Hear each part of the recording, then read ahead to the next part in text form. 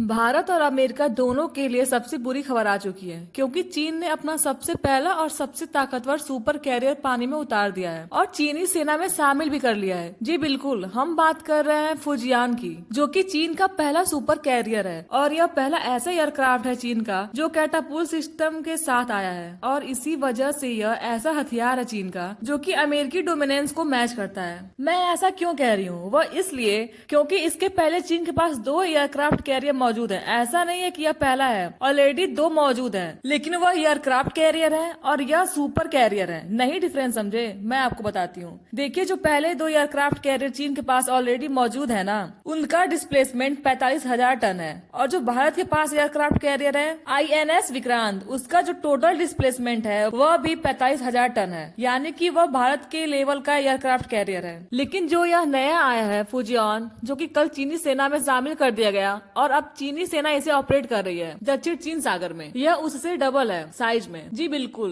क्योंकि इसका डिस्प्लेसमेंट है 90,000 टन। जी बिल्कुल, 90,000 टन का वजनी एयरक्राफ्ट कैरियर है और इसकी लंबाई भी जानकर आप हैरान होंगे, 316 मीटर है लंबाई वही और चौड़ाई करीबन इसकी 76 मीटर है, यानी कि यह एक विशालकाय एयरक्राफ्ट कैरियर है। यह चलता फिरता एक छोटा सा शहर है और इतना ही नहीं, यह पहला सुपर कैरियर है चीन का, क्योंकि एक तो यह साइज में बहुत बड़ा है, दूसरा कि एक कैटापुल्ट सिस्टम के साथ आता है। जो लोग नहीं जानते हैं, आप स्क्रीन पर देखिए, एयरक्राफ्ट कैरियर दुनिया में 2 टाइप के होते हैं। पहला एयरक्राफ्ट कैरियर आप देखेंगे आगे से थोड़ा उठा हुआ सिस्टम इनमें होता है और यह इसलिए थोड़े उठे होते हैं ताकि लड़ाकू विमान जब एयरक्राफ्ट कैरियर से उड़ान भरे तो उसे लिफ्ट मिल पाए। यह नॉर्मल प्रकार से एक छोटे एयरक्राफ्ट कैरियर में होते हैं जो भारत के पास है और इससे पहले चीन के पास थे। लेकिन अब जो नए एयरक्राफ्ट कैरियर हैं उन्हें कहा जाता है सुपर कैरियर। उनमें बिल्कुल फ्लैट सरफेस होती है, ऊपर उनके उठा हुआ भाग देखने को नहीं मिलेगा। वह इसलिए क्योंकि इसमें कैटापुल्ट सिस्टम होता है, यानी कि एक ऐसा इलेक्ट्रोमैग्नेटिक सिस्टम होता है जो लड़ाकू विमान जब उड़ान भरता है तो उसमें इतनी रफ्तार देता है कि वह बड़ी आसानी से उड़ान भर सके एयरक्राफ्ट कैरियर से।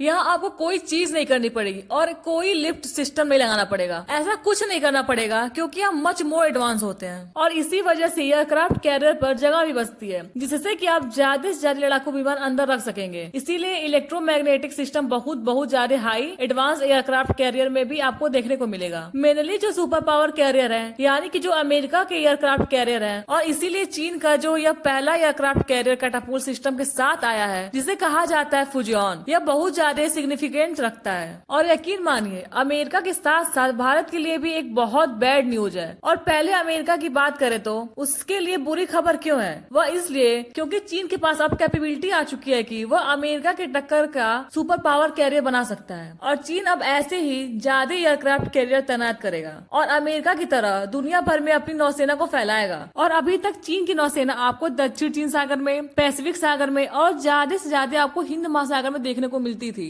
लेकिन अब अमेरिका के आसपास के इलाकों में भी और दूर दराज के इलाकों में भी ऑपरेट करती हुई दिखेगी चीन की नौसेना। और यह भारत के लिए बुरी खबर क्यों है, क्योंकि एयरक्राफ्ट कैरियर एक ऐसा हथियार होता है जो अपनी देश की सुरक्षा के लिए इस्तेमाल नहीं करते बल्कि डोमिनेंस कायम करने के लिए की जाती है। इससे यह सुनिश्चित किया जाता है कि आपकी नौसेना दूसरे देश के इलाकों में जाकर अपना मजबूत झंडा गाड़ सके और उस देश को डरा सके और उस इलाके में घुसकर मिलिट्री कार्रवाई भी कर सके। इसलिए फुजियान का बनना भारत के लिए बहुत बुरी खबर है, क्योंकि चीन के पास अब तक 3 एयरक्राफ्ट कैरियर है, जिनमें से 2 निश्चित तौर पर दक्षिण चीन सागर में तैनात होंगे और एक आपको रेगुलरली अब हिंद महासागर में देखने को मिलेगा। यानी कि भारत के लिए टेंशन बहुत ज्यादा बढ़ाने वाली है और टेंशन हमारे लिए तब बढ़ेगी जब फुजियान हिंद महासागर में आ जाएगा। उस समय हम इसे कैसे चैलेंज करेंगे? हमारे पास तो इस साइज का एयरक्राफ्ट है ही नहीं। हाँ, विक्रांत जरूर है, नया है, मॉडर्न है, लेकिन याद रखिए वह साइज में इससे छोटा है। विक्रांत की लंबाई 262 मीटर है और फुजियान की 320 मीटर है। उसके लड़ाकू विमान की कैपेसिटी ज्यादा है, फायर पावर भी ज्यादा है। इसीलिए इसका सोल्यूशन अब यही है कि भारत को जल्द से जल्द तीसरे एयरक्राफ्ट कैरियर पर काम शुरू करना होगा और इस बात को सुनिश्चित करना होगा कि कैटापुल्ट सिस्टम के साथ आएगा, क्योंकि कैटापुल्ट सिस्टम होगा तभी सुपर कैरियर कहलाएगा भारत का एयरक्राफ्ट कैरियर, वरना वह नॉर्मल प्रकार का कैरियर बनकर ही रह जाएगा। इतना ही नहीं, इस बात का भी निचोड़ करना होगा